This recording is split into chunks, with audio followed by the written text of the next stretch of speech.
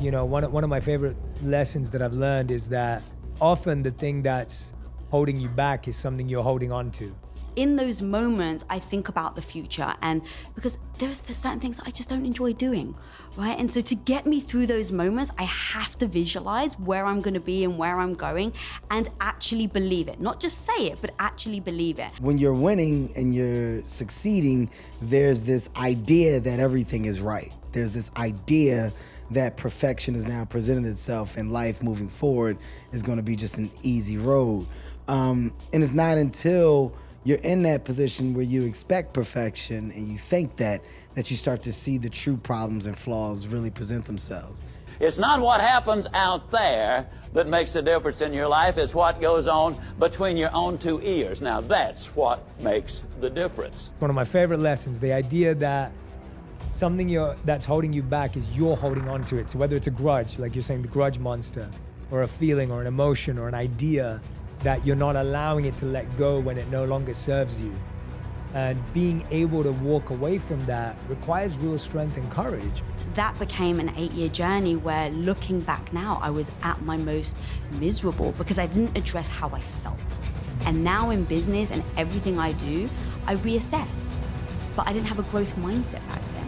So now I'm just like, am I enjoying what I'm doing? What is my life's purpose? And am I doing that every single day?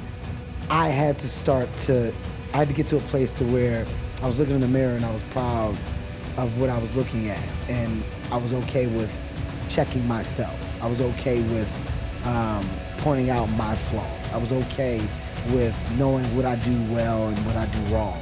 And at the end of the day, there's no consequence to always improving. There's no consequence to growing. See, it's not who your mama and your daddy might have been. It's not what they have done. The question is, what kind of legacy will you leave to your children and your grandchildren? It is what you do. But when you're in the weeds, right, we weren't necessarily as focused, maybe other people were, but I wasn't so focused on the growth as opposed to just don't drown. Right. It's like, don't sink, keep paddling no matter what happens. You know, as a child, I wasn't really a kid that embraced the world of challenge, right? I was very complacent. I was okay with being a subpar to low average student, right? I was okay with not trying. I was okay with not giving my all. And I was kind of okay with getting over. And so every obstacle I faced, I didn't feel at the time like I had a choice. It was, you better figure it out. They did a study of 300 world-class leaders. Now I'm talking about Roosevelt and Churchill.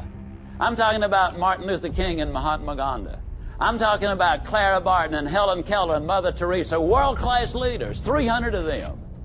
75% of them were either raised in poverty or had been abused as children or else had some serious physical impairment. But you see, point number 4, they understood it's not what happens to you, it's how you handle what happens to you that is going to make the difference. And so I never gave myself the luxury of being like, but what if this doesn't work? What if I fail? What if I can't do this? I didn't give myself that luxury. Ultimately, you're slowly cheating yourself over the course of years, and it's not until you get a reality check as to why that work was necessary that you realize you're just not doing what you're supposed to do with your life, right? You're not giving your all. Me, myself, just from shipping, I went from shipping from my living room floor to we had $80 million in inventory. I had 40 employees underneath me and 10,000 square feet in 2 years. And again, I just kept having to teach myself how to do it because I didn't want to fail, I didn't want to let people down. And that was the biggest thing that I was like, wow, I can do it. Oh my God, Lisa, you can actually learn this stuff. Us as a generation at this point, it's about us trying our best to do things, to create change, to move ground, shift the gears so that they have a much better opportunity than what we did. Yeah. That's the world of the baton being passed correctly. And if you understand that and you have that mindset, you approach your day-to-day differently. But then I started to value the fact that I could learn, I could grow. If I failed, I could pick myself up. If I didn't know something, I could teach myself. And that became like a drug to me. And my purpose changed.